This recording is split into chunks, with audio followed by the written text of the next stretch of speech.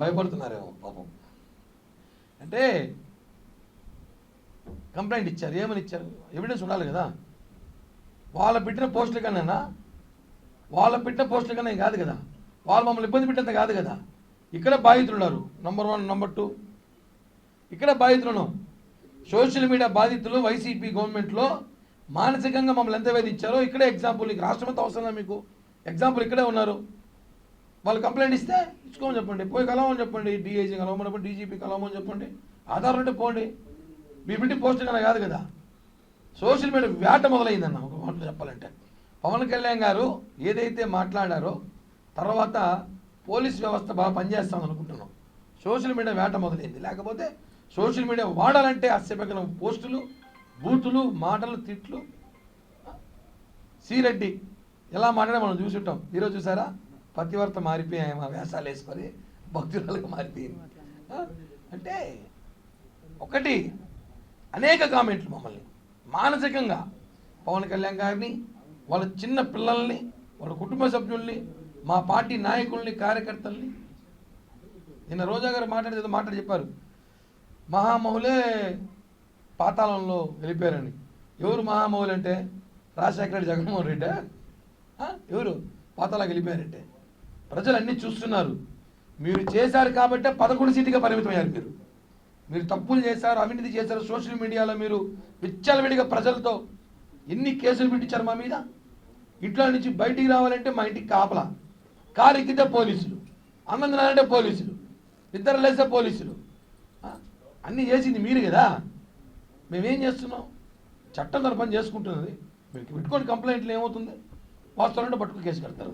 Tourism టికెట్లు మనం చూసుంటాం. ఇదే ప్రెస్ క్లబ్లో వారం క్రితం నేను టూరిజం గురించి మాట్లాడా. 400 కోట్ల స్కామ్ జరిగింది టూరిజంలో. రోజా, పెద్దిరెడ్డి వర్గీయులు, ధనంజయ రెడ్డి, మల్లారెడ్డి, ఇక్కడున్న ఎవరైతే డీబీఎం ఉన్నారో వీళ్ళంతా కలిసి డబ్బులు పంచుకున్నారు. ఆధారాలతో పాటు సిబిఐకి అప్పగిస్తానని చెప్పి నేను ఇదే ప్రెస్ మీట్లో చెప్పాను.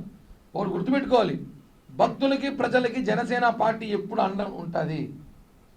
శ్రీవారి భక్తుల విషయంలో టీటీడీ స్కామ్ 400 కోట్ల టికెట్లు కొట్టేశారో చెబితే చాలామంది ఎలా జరుగుతుంది అన్నారు. ఆధారం ఉన్నాయి కాబట్టే టీటీడీకి, ప్రభుత్వానికి సమర్పించాము. నిన్నటి దినం టూరిజం టికెట్లు పూర్తిగా రద్దు చేశారు. దానికి సంతోషకరం. జనసేన పార్టీ మేము జనసేన పార్టీ తరఫున మేము జరిగిన స్కామ్ను బయటపెట్టడం, భక్తులకు, నిజమైన భక్తులకు టీటీడీ టికెట్లు అందాలని చెప్పి మేము తీసుకున్న నిర్ణయాన్ని స్వాగతించారు. కాబట్టి ఒకటి చెప్తున్నాం, ఎప్పుడు కూడా ప్రజలకి ఏ కష్టం వచ్చినా, అధికారంలో ఉన్నా లేకపోయినా, ఎక్కడ స్కాములు జరిగినా, ఎక్కడ ఏ ఇబ్బందులు ఉన్నా, అదేవిధంగా భక్తులకు, శ్రీవారి భక్తులు కానీ సనాతన ధర్మం సంబంధించిన ఏ విషయం ఉన్నా కూడా సరే జనసేన పార్టీ పోరాడుతుంది. ఇది వాస్తవం. నిజంగానే మేము తీసుకున్న 2 సబ్జెక్టులు, శారదాపేట మఠం కానివ్వండి, టూరిజం టికెట్లు కానివ్వండి, 2 విషయాల్లో టీటీడీ మొట్టమొదటి బోర్డు మీటింగ్ స్పందించడం అనేది చాలా సంతోషంగా ఉంది.